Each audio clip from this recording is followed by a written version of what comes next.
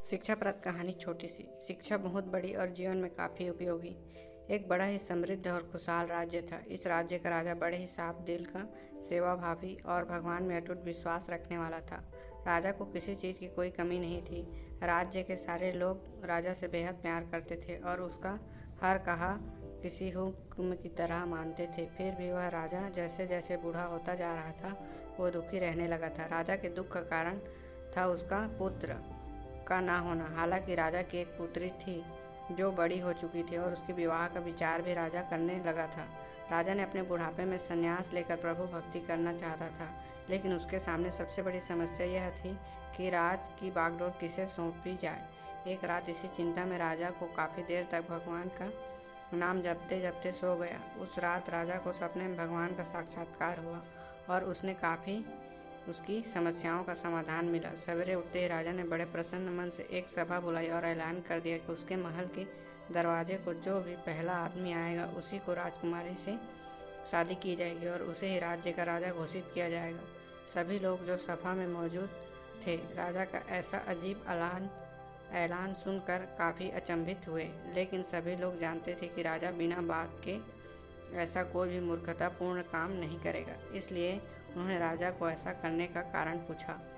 राजा ने अपनी रात के सपने के बारे में सबको बताया तो सबके मन में संदेह दूर हो गया। राजा के ऐलान का तुरंत पालन किया गया और थोड़ी देर बाद सैनिक एक युवक को सभा में लेकर आए जो मैले पुराने कपड़े पहने हुए था। राजा के ऐलान के अनुसार गरीबों को राजा बना दिया गया। राजकुमारी से उसकी शादी भी कर दी गई। कुछ ही दिनों में बूढ़ा राजा अपना सब कुछ त्याग कर प्रभु भक्ति के लिए सन्यासी बनकर जंगलों में चला गया। धीरे धीरे नए राजा ने राज्य का सारा भार संभाल लिया और बड़े अच्छे से शासन करने लगा।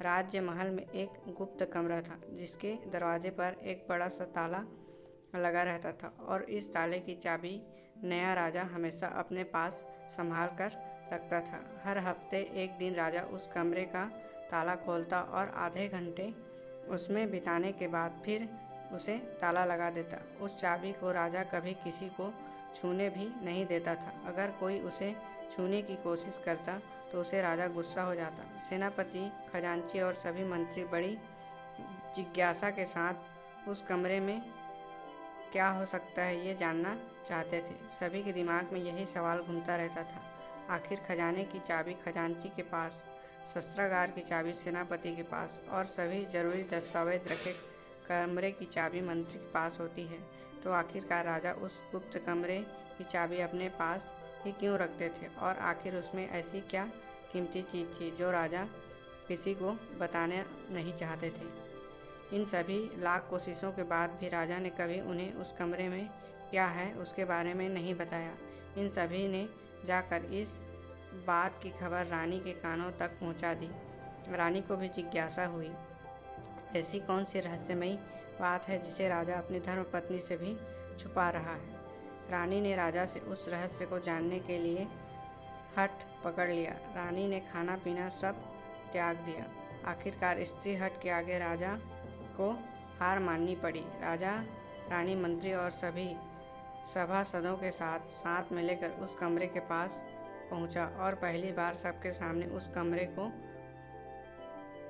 खोला। सभी देखकर हैरान थे क्योंकि उस कमरे में कुछ भी नहीं था सिवा एक फटे पुराने कपड़े के जो दीवार पर टंगा हुआ था। मंत्री के फटे कपड़े को अपने हाथ में लेते हुए राजा से कहा, महाराज, यह तो इस फटे कपड़े के सिवा कुछ भी नहीं है।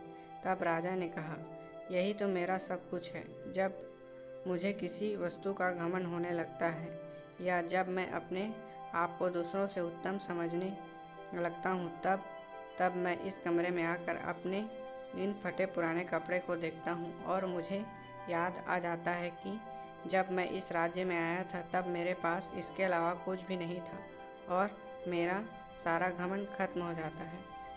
तो दोस्तों, हमें इस कहानी से यह शिक्षा मिलती है कि कभी भी हमें जीवन में घमंड नहीं करना चाहिए। Thanks for watching. Subscribe for more video. हमारे चैनल में और बहुत सारे कहानी वीडियो अपलोड हैं, आप लोग जाइए और देखिए। अच्छा लगे तो लाइक कीजिए और शेयर भी कीजिए। Thank you.